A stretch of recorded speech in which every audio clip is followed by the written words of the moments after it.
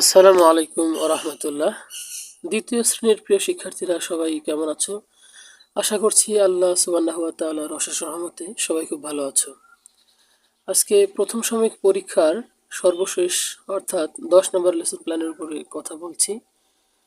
শুরুতেই the reading lesson বই থেকে পড়ছি। এই পড়া নেওয়া হয়েছে পেজ নাম্বার 16 অফ 15 ইউনিট থেকে। শুরু করছি। I am Giggle Bunny. I have a very big family. Here are my 5 baby brothers. My 5 baby sisters are at home. Do you know why my name is Giggle Bunny? I am a very funny bunny. I make everybody happy. এর পরের page দেখো, স্ক্রিনের ডান অংশে রয়েছে। 16 of 15 unit থেকে পড়ছি। A hungry worm lived inside an apple. He liked his home very much, but he ate it little by little every day. Soon his sweet home will be gone. He will have no home left. Where will the worm live then? দেখো, এরপরে practice নং 1 থেকে পড়ছি। এখানে রয়েছে rearrange the words to make meaningful sentences. এখানে ওয়ার্ডগুলো এলোমেলো দেওয়া আছে, আমরা ওয়ার্ডগুলো সাজিয়ে অর্থপূর্ণ বাক্য তৈরি করব। শুরুতে ইয়োর ক্লোজ বুক, এই ওয়ার্ডগুলো সাজালে আমরা যে বাক্যটা পাই সেটা হচ্ছে ক্লোজ ইয়োর বুক, মানে তোমার বই বন্ধ করো। তারপর নেম ইয়োর রাইট, এই ওয়ার্ডগুলো সাজালে আমরা লিখতে পারি রাইট ইয়োর নেম, মানে তোমার নাম লেখো। তারপর হ্যান্ডস হ্যান্ডস ইয়োর ক্ল্যাপ, এই ওয়ার্ডগুলো সাজালে আমরা বলতে পারি ক্ল্যাপ ইয়োর হ্যান্ডস, মানে হল হাততালি দাও, তোমার হাততালি দাও বা হাততালি দাও। এরপর ইয়োর ওপেন বুক, এই ওয়ার্ডগুলোকে আমরা সাজালে পাই ওপেন ইয়োর বুক, তোমার বই খোলো। দেখো ই নাম্বারে রয়েছে ইয়োর মি শো বুক, এই ওয়ার্ডগুলো সাজিয়ে যে বাক্যটা পাওয়া যায় সেটা হচ্ছে শো মি ইয়োর বুক, এর মানে হচ্ছে আমাকে তোমার বই দেখাও। দ্য কাম ফ্রন্ট টু, এই ওয়ার্ডগুলো সাজিয়ে যে বাক্যটা পাই সেটা হচ্ছে কাম টু দ্য ফ্রন্ট, মানে সামনে আসো। Seat your go back to, এই ওয়ার্ডগুলো সাজিয়ে যে বাক্যটা পাওয়া যায় সেটা হচ্ছে go back to your seat, এর মানে হলো তোমার আসনে ফিরে যাও। আর ড্র সার্কেল, এটা দিয়ে বাক্য হবে ড্র আ সার্কেল, একটা বৃত্ত আঁকো।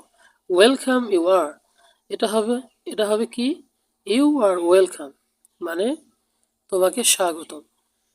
তো দেখো, এরপরে আমরা পরবর্তী অংশে যাচ্ছি।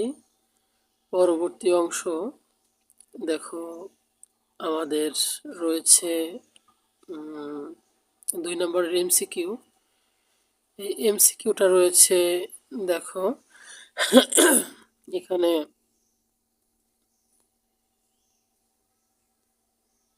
দেখো 2 নম্বরে যে প্রশ্ন রয়েছে এটাকে দুইটা পার্টে ভাগ করেছি, এ এবং বি, এই দুইটা পার্ট। এ নম্বরে রয়েছে মাল্টিপল চয়েস কোয়েশ্চেন বা এমসিকিউ। দেখো প্রথম প্রশ্ন, where is the seed planted, বীজটা কোথায় রোপণ করা হয়েছে? আমরা কবিতা থেকে দেখেছি I plant a little seed in the ground, তাহলে প্ল্যান্টটা কোথায়, তাহলে সিডটা কোথায় প্ল্যান করা হয়েছে? In the sky, in the ground, in the water, তাহলে অ্যান্সার হবে ইন দ্য গ্রাউন্ড। এরপরে 2 নম্বর question, what comes out in the sky, আকাশে কি বের হয়ে আসে? তো এখানে আমরা দেখেছি আউট কামস দ্য সান, তাই না? তাহলে এখানে অ্যান্সার হবে কি option number B, the sun. এরপরে 3 নম্বর প্রশ্ন, হোয়াট কামস ডাউন, তো কি নেমে আসে? কামস ডাউন অর্থ হচ্ছে নিচে নেমে আসা, মানে তোমরা বুঝতেই পারছো যে উপর থেকে কি নেমে আসে। রেইনড্রপস, লিভস অর বার্ডস, তো আমরা জানি রেইন ড্রপস মানে বৃষ্টির ফোঁটা নিচে নেমে আসে, এখানে অ্যান্সার হবে অপশন নাম্বার এ। এরপর how do the rain drops fall, বৃষ্টির ফোঁটা কিভাবে ফল হয়, কিভাবে পড়ে বা পতিত হয়। এখানে দেখো প্রথমে বলা হয়েছে ফাস্ট অ্যান্ড হার্ড, এটা খুবই দ্রুত গতিতে পড়ে এবং খুবই কঠোরভাবে শক্তভাবে পড়ে। এরপর লাউড অ্যান্ড কুইক, খুবই উচ্চ শব্দে এবং দ্রুততার সাথে পড়ে। এরপরে সিতে যেটা রয়েছে সেটা হলো সফট অ্যান্ড স্লো। তো আমরা রাইম থেকে জেনেছি এখানে রেইন ড্রপস কীভাবে পড়ে, সফট অ্যান্ড স্লো, খুবই কোমল এবং ধীর গতিতে, কোমলভাবে এবং ধীর গতিতে। তারপরে দেখো এখন আমাদের 2-এর পার্ট এ শেষ হলো, এখন 2 নম্বরের পার্ট বিতে যাই। এখানে রয়েছে rearrange the letters to make meaningful words and right their meanings. এখানে জাম্বল লেটার থাকবে, লেটারগুলো এলোমেলো থাকবে পরীক্ষায়। তো এই এলোমেলো লেটারগুলোকে আমরা সাজিয়ে একটা অর্থপূর্ণ শব্দ তৈরি করব। এই শব্দ তৈরি করার পর আমরা সেটার অর্থ লিখব। এখানে তোমরা লক্ষ্য করলে বুঝতে পারবে যে কীভাবে লিখতে হবে। প্রথমে যেটা রয়েছে 1 নাম্বার, এখানে দুঃখিত টাইপ মিস্টেক এখানে রয়েছে। প্রথমে যে জাম্বল লেটারগুলো হবে সেটা হবে ISRAE, মানে প্রথম যে ই রয়েছে সেখানে আই হবে। তো এটাকে সাজিয়ে লেখা যায় RAIAC, রেইজ। রেইজ মানে হচ্ছে উঠানো বা তোলা। এরপরে রয়েছে TEIQU, তো এটাকে সাজিয়ে লেখা যায় QUIET, কোয়াইট। কোয়াইট অর্থ হলো চুপ বা নীরব বা স্থির বলা যায়। এরপরে LAPC, এটাকে সাজিয়ে লেখা যায় CLAP, ক্ল্যাপ। ক্ল্যাপ মানে হচ্ছে হাততালি দেওয়া। এরপর OHWS, এই লেটারগুলোকে সাজিয়ে আমরা লিখতে পারি SHOW, শো। শো মানে হলো দেখানো। এরপরে TAES, এটা এই বর্ণগুলো সাজিয়ে যেটা পাওয়া যায় সেটা হলো SEAT, সিট। এখানে সিট শব্দের অর্থ হলো আসন। তারপরে যেটা রয়েছে WARD, এই লেটারগুলো সাজিয়ে লেখা যায় DRAW, ড্র। ড্র অর্থ আঁকা। তারপর TNORF, এই লেটারগুলো সাজিয়ে লেখা যায় FRONT, ফ্রন্ট। ফ্রন্ট মানে হলো সামনে।